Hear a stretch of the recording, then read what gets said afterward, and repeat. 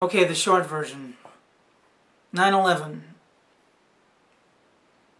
Those buildings were not brought down by planes.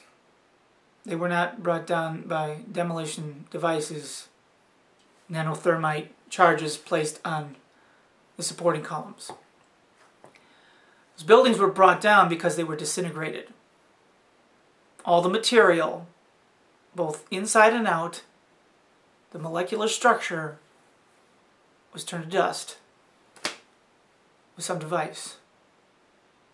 Nikola Tesla, the famous man that came up with alternating current, came up with all kinds of inventions.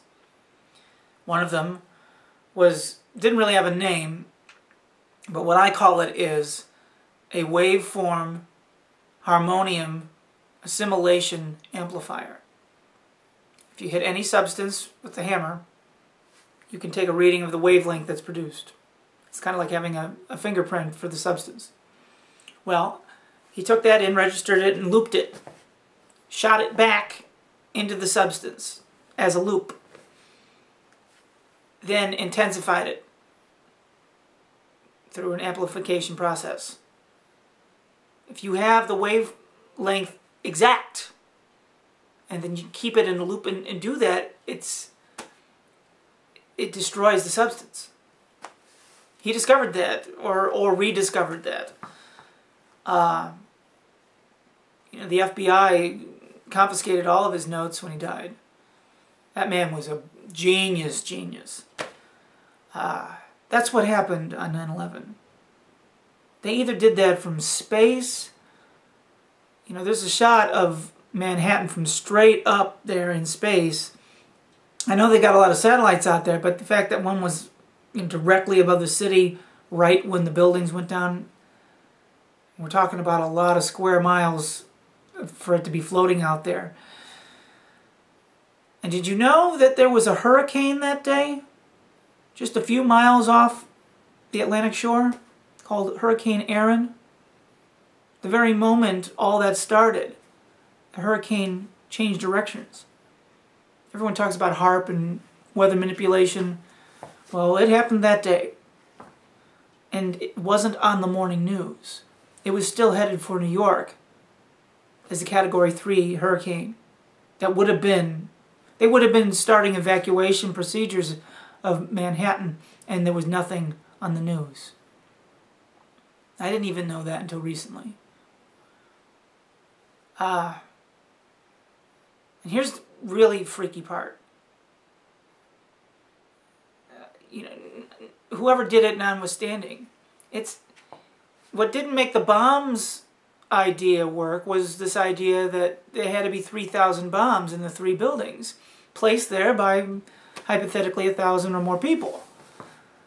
Well, if you've watched any of these videos of people being interviewed on the street on 9/11, you had that funny feeling where the way they talked wasn't right.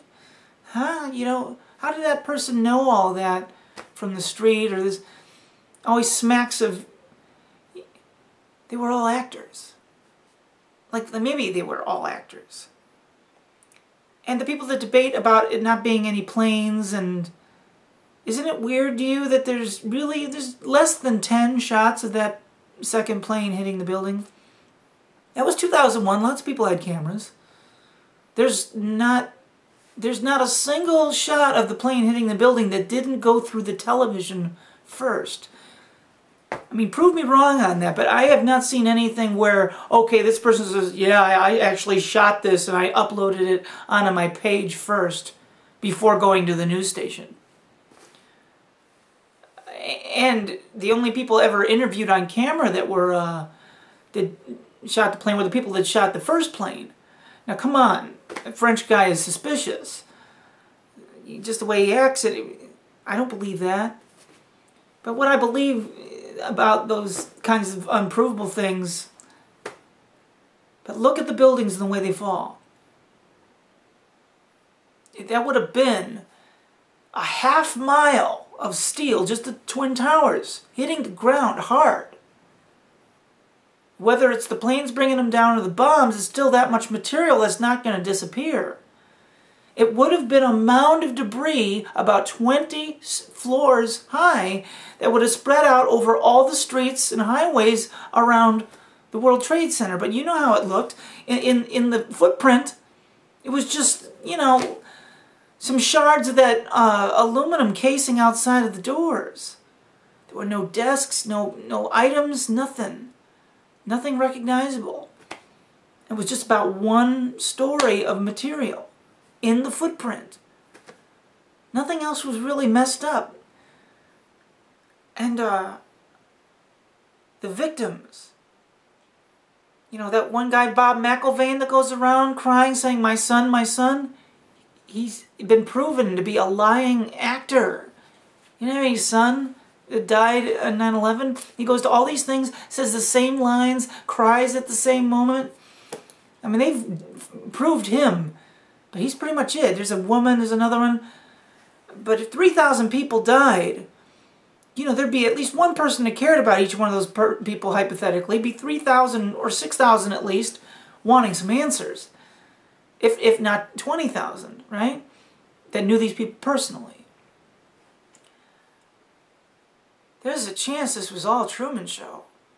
Wasn't a single plane involved.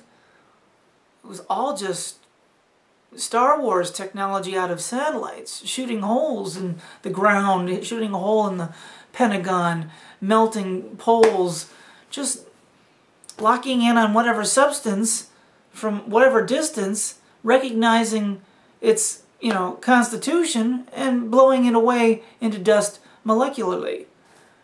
That's what I think happened. And if that's what happened, holy shit. You see Google Earth, they can see anybody. They can do that to anybody. To anything. So you got the three different ideas out there. It's like, why? Is the main goal just to scare us into submission?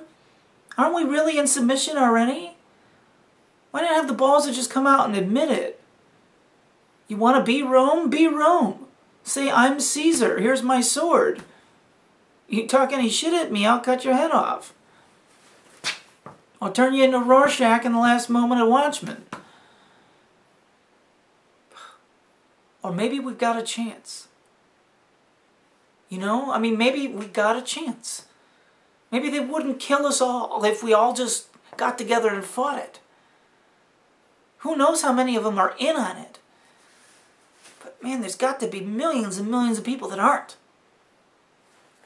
I just don't... Logic dictates that they wouldn't be hiding and going through all this work to do all this entertainment deception if they weren't afraid that we had an opportunity and a chance to pull the king off the throne.